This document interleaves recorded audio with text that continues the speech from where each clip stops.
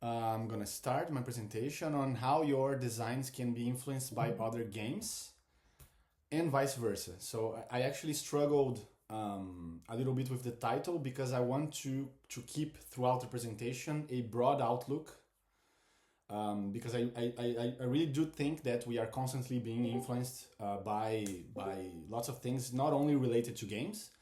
Even though for this presentation I'm gonna stick to games because I'm a game designer. This is a gaming related convention, and so I'll just start with a brief presentation on who am I. So my name is Artur Carvalho. I am from Brazil, but I've been living in France for the better part of the last 10 years or so.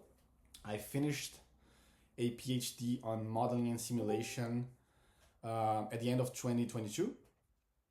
And I've been working on the field since, in the broad modeling and simulation field. I have been designing games for the last 6 years or so. I still haven't got anything published, but I'm trying to work on that direction recently. And I am currently doing that as part of the Zenobia Award 2024. Yay! So just as a brief introduction, so the Zenobia Award is a program of a board of mentors that try to help to foster designers that come from marginalized backgrounds, or also games that have underrepresented topics. And so I'd like to thank the Zenobia board for giving us the opportunity to talk about our games during the San Diego History Con. And so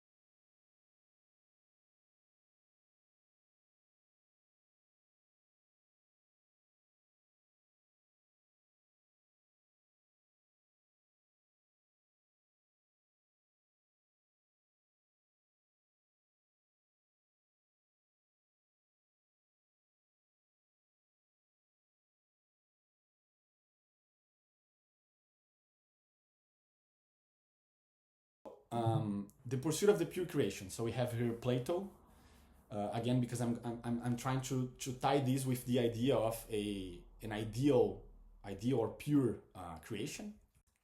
And so I think that when I started out, I saw the game that I was working on as this monolithic red circle, right? This was my game. And I also I do think that this is fair because we look at games from the box. You know, you get a box and you look at the main strokes of the game. And then I also saw other games, you know, as for example a orange square. You know, this is another game. So I think in my head when I started out as a game designer, I thought that if I were to expose myself to other games, so if I were to, you know, extract something from another game, that my game would become too much, you know, too close to that other game. You know, I would lose my vision. You know, now my game is still red, but is now a square. You know, so I lost a little bit of my identity. I think that was my fear when I started out.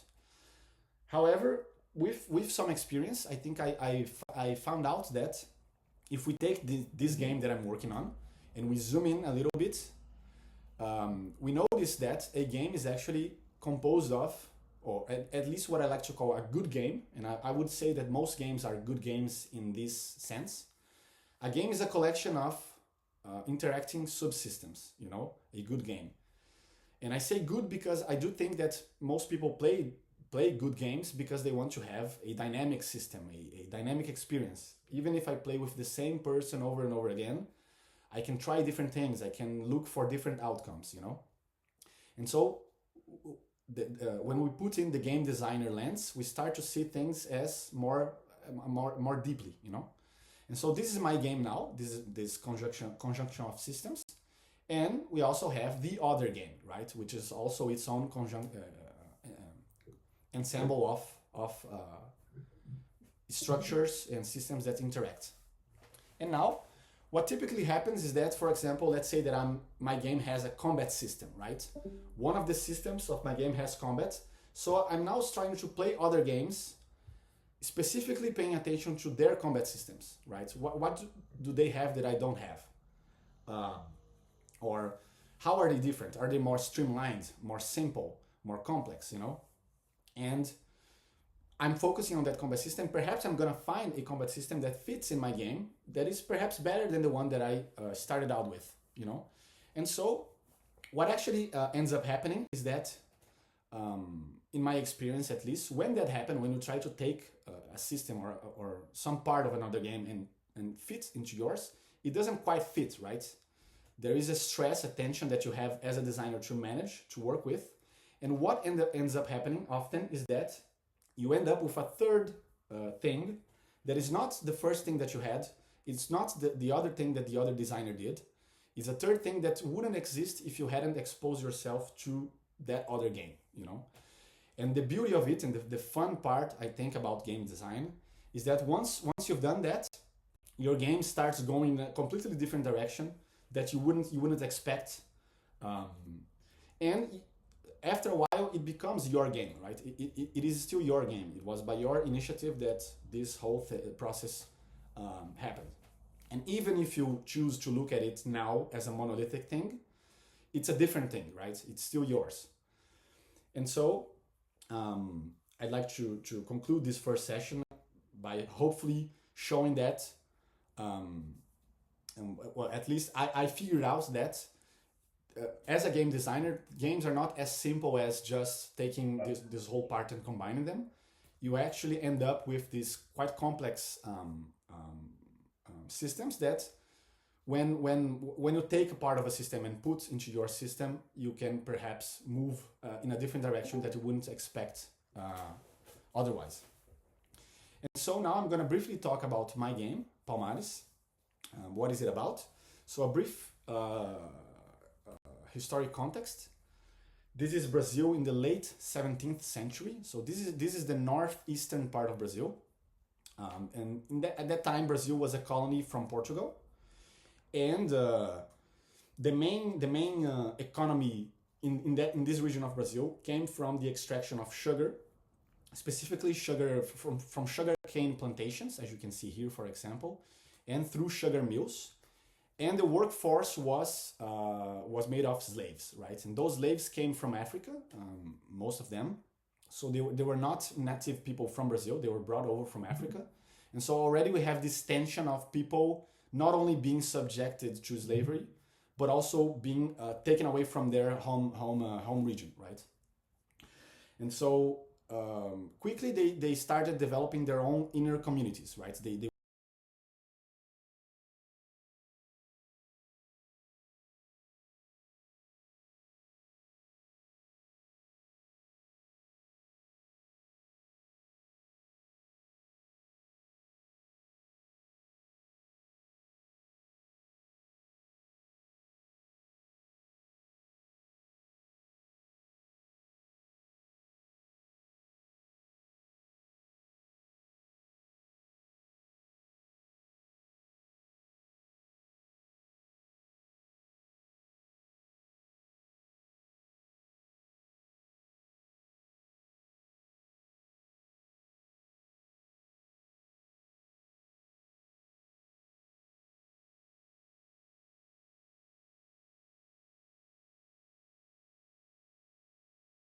that we call today quilombos. And so those quilombos or quilombola communities, quilombola settlements, were groups of people ranging from hundreds to thousands of people. And those communities actually survived or endured for more than a century or close to a century. There were generations of people that were born and died in those communities. So it was really a huge deal.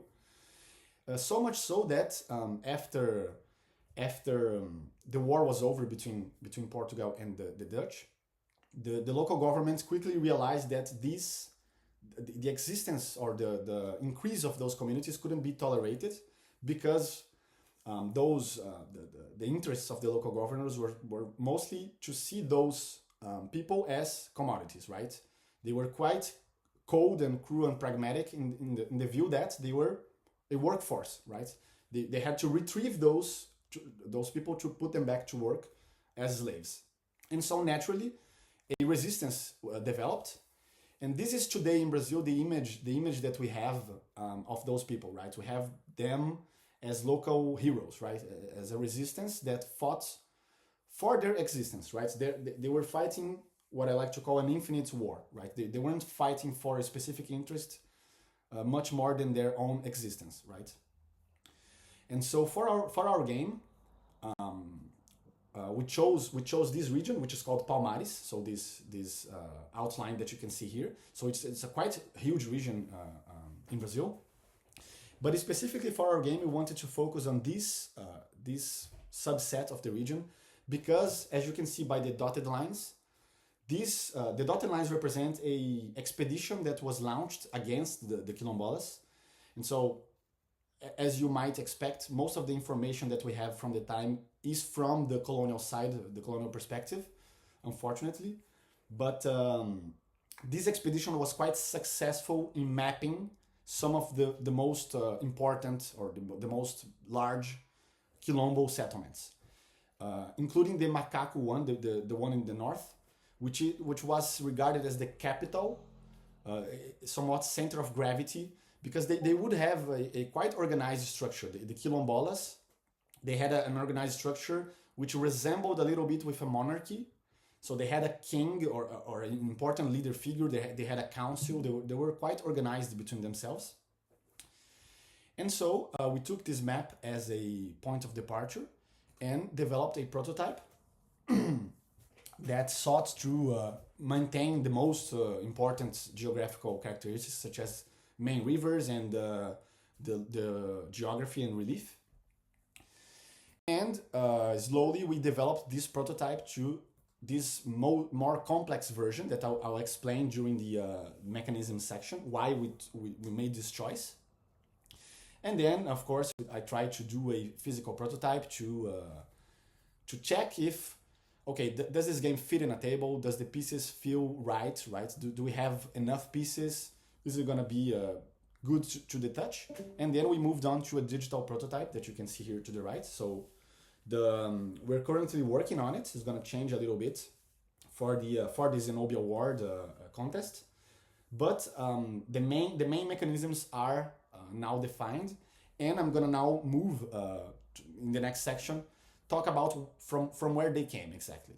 So just to summarize the game, this is a 1 versus 1 asymmetric strategic game. So one player will play as the Quilombola people, and one player will take the role of, I'd say, the role of the local governor, right? They aren't playing. They are not playing as the overarching colony.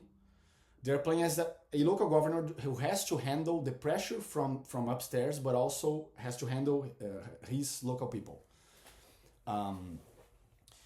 So the game will be played at around 1 hour and a half to 2 hours and a half. And the main intent is to show, again, the bravery of the Quilombola people, their main purpose, which was just to exist, But also we want to contrast this with these monolithic, pragmatic, and ultimately cruel interests from the colony, right? From the local government. And this is a deliberate choice, right? We wanted this game to be, we wanted one of the players to take this uncomfortable role because I think exposing ourselves to uncomfortable situations in a safe space can be a really powerful way to learn, right? To learn ultimately about the history, about the whys, the questions that arise from this period. And so, for the last section, let's explore a little bit of the mechanisms of the game.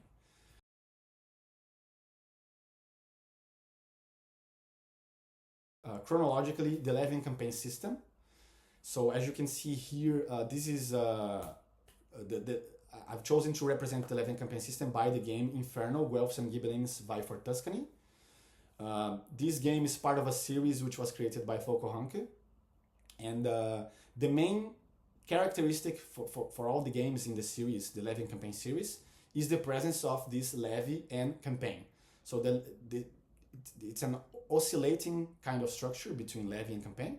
And the levy part of the system is where you allocate resources, where you gather troops, capabilities, assets.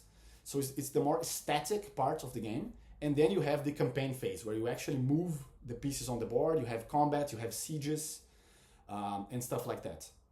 And so, for example, you have here a lord mat where you have the troops in the lord, you have the assets, coin, card, provender, you have some vassals that this lord might enlist to his service, you have a capability, right? So all of those decisions are taken during the levy phase, and then you carry this over to a campaign stage where you actually move that lord on the map, and you can carry out his interests or the interests of the whole family.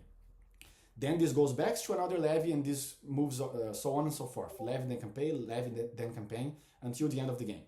And so for our game, this actually lent itself pretty well for the colonial expeditions, because they were organized, levied, and then sent to a campaign, right? And this happens roughly every year or so, during the period that we chose to represent our game in, around 5 years.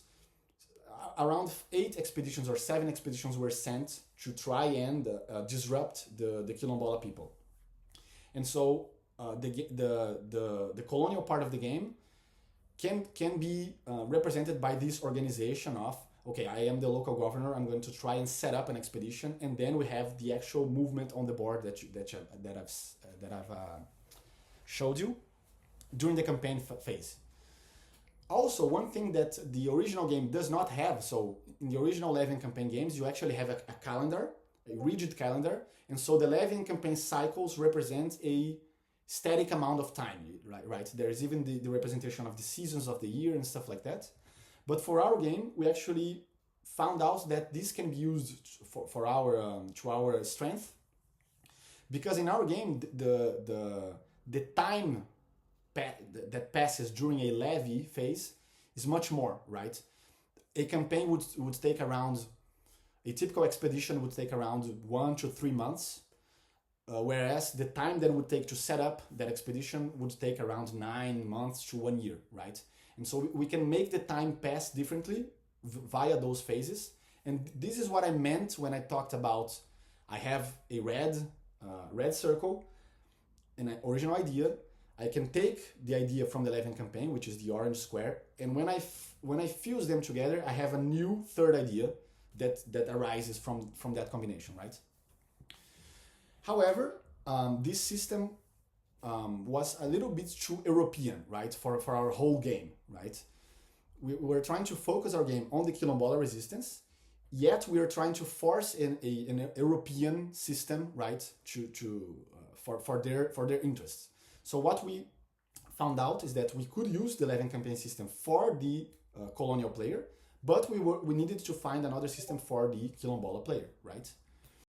And then we stumbled upon another game, which is called the Red Burnous Algeria 1857, which was designed by Roberta Taylor and Matt Showmaker, which depicts a conflict between a colonial invaders, the French, and a local resistance. So already we started moving in the right direction.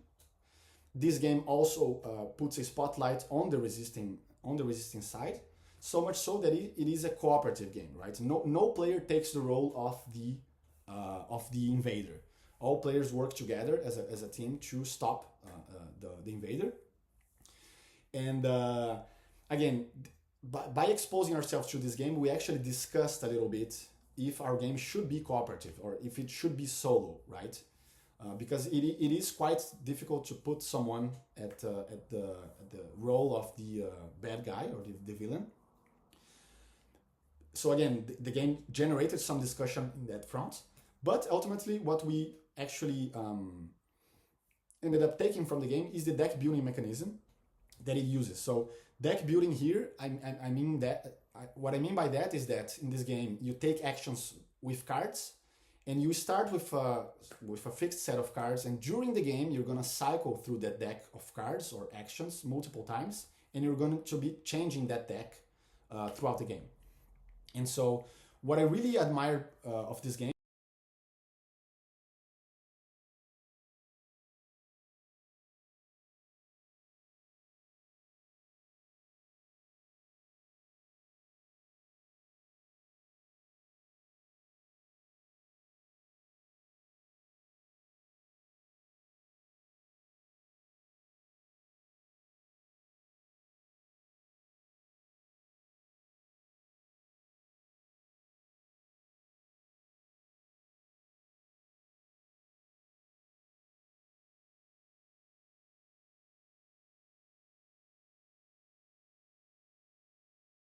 this is further reinforced in the game via the cards that you can add to your deck later on, but also through some specific cards that relate to leaders, local leaders, and also local villages.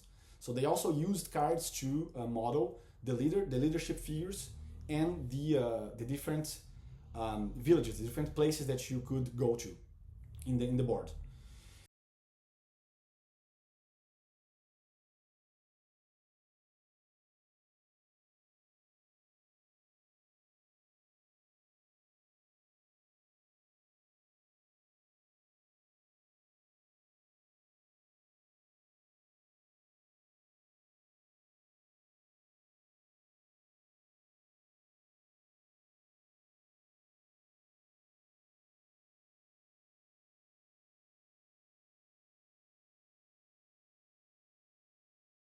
Move to another game which is quite surprisingly unrelated, which is Triumph Marengo, a quite recent game designed by Bowen Simmons. This game is it's based on a specific battle. The time scale is completely different. However, it has a particularly different movement system from what we are used to in historical games or war games, right? So this is what the board might look like. You have these wooden pieces. You have this fog of war system, so I can look at my pieces, but I can see what are your pieces. I can just see where they are. And of note is the fact that the blocks stay either at the borders of a specific area or at the middle, right? So if we zoom in at one of those specific areas, for example, area 16 here, you can see that at the borders of the area, there are those X markers, which represents places that you can put some units there, right? And so I was playing this game, and later on, months later, I had the idea that perhaps we could use this such a system to model, again, asymmetry between both sides, but via the movement, right? How do they move about? Because you could imagine that the Quilombola people, they knew the terrain, they knew the jungle really well, so they moved in a much more efficient way, versus the expedition, which moved in an organized column in a unknown terrain, right? And so this is what ended up happening. We have in our map rectangles where the expedition column will be able to move to and from, so they always move on those spaces. Whereas the Quilombola pieces, they stay in the middle of the area, right? And the Quilombola people, so the brown triangles that you see here, they can move from area to area. They don't have to step through every single region. So this reflects the fact that they move quicker, you know? And so, again, this game brought to us an asymmetric moving system with the colonial pieces moving through the edges of the region, whereas the Quilombola pieces jump from one region to the other. So you have this effect that they are effectively occupying the whole region, which was perhaps the sentiment that at least the opposing expeditionary forces had of them. And this also means that they move quicker in the map. And so, again, this small idea then led us to develop other kinds of ideas. For example, you see the little squares that sometimes are populated by black cubes. This represents traps and all things that the Quilombolas can use to impede the movement of the expedition. And so again, this led us to have plenty of other ideas. Then I'm going to talk about Arcs, which is a quite new game. I don't think it's out yet, but this is a game designed by Cole Worley. And this is a fictional game, even though it is quite grounded in the treatment that it tries to make about the society in question. And I was actually playing just to have fun with friends, but sometimes we can't turn off the designer brain. And the combat system of this game, it is quite interesting. So when you attack someone in the game, you have a set of ships. Let's say I have 7 ships and I am attacking someone. So for each ship that I have, I get to choose 1 dice and allocate it, right? So I have 7 ships. I get to pick 7 dice among a pool of three different types of dice. So you have the red dice, which are assault dice. They are quite aggressive, right? You're seeking to destroy other ships, but you might be hit in the process.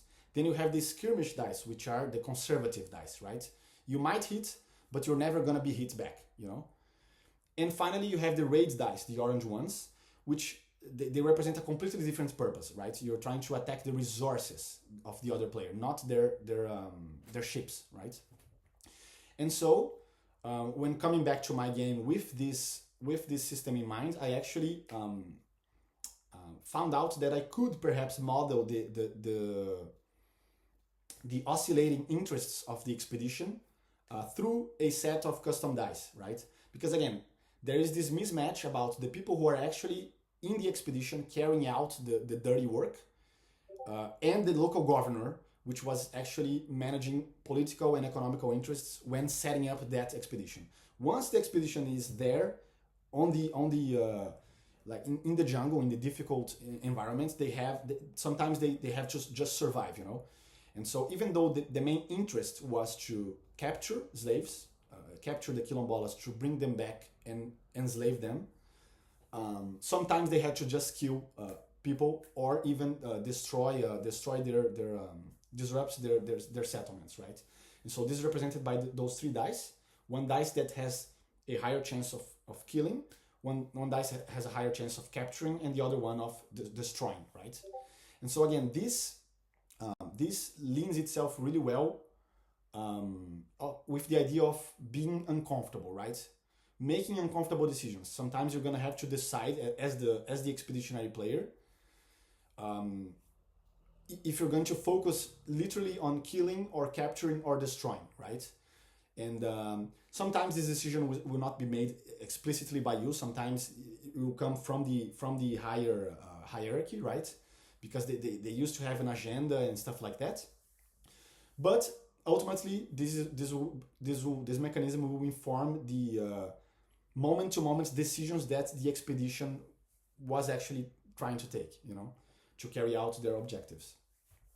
And the final game that I want to talk about a little bit is We Are Coming Nineveh. This is a quite recent game as well, designed by Harrison Brewer and Juliette Lemenaez. It depicts the quite recent as well conflict in Mosul in Iraq between the Iraqi government and the Islamic State. And as you can expect, this is also a game focused on putting players in uncomfortable positions, right? So I had played this game a while back, and again, it came to influence me months or even a year later. And so, for example, in this game, you might be faced with engaging teenager fighters or human shields, or even cards such as this one, civilians in the line of fire, you know. And so it is a quite heavy game in that sense, right? And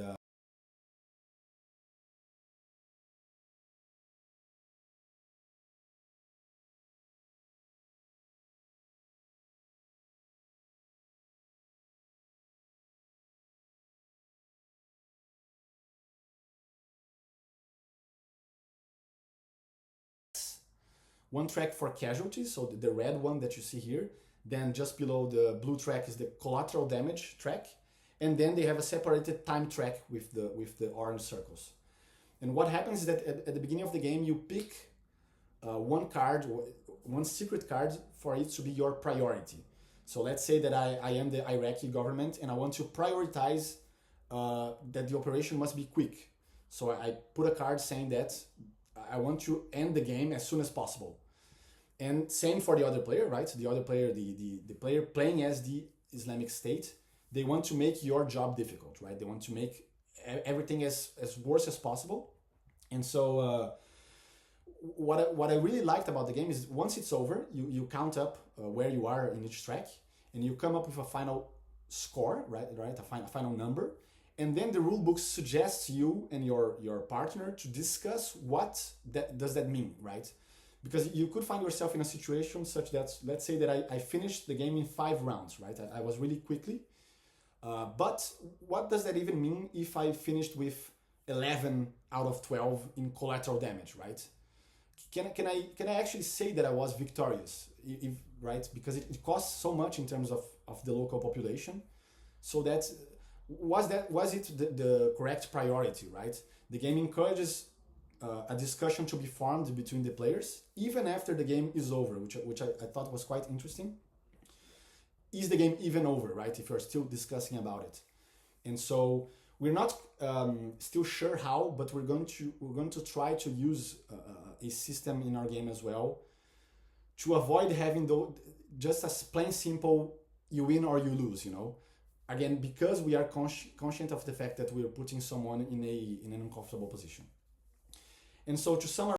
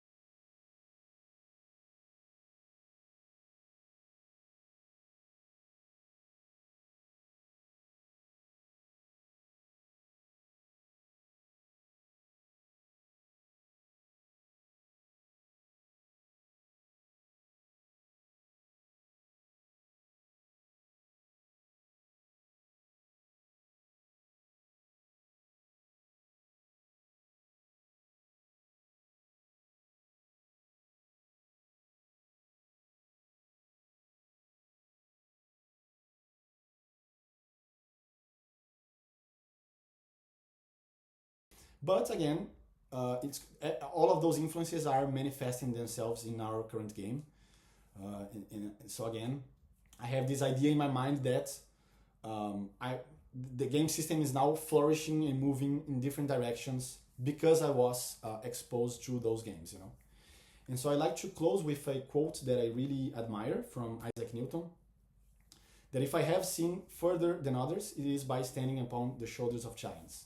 So I really do think that game design and almost everything else is quite constructive. You know, we are always trying to advance forward, and we do that also by taking the work that was done before us.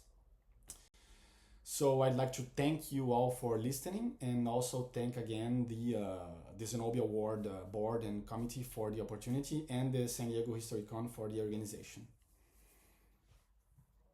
If you have any questions.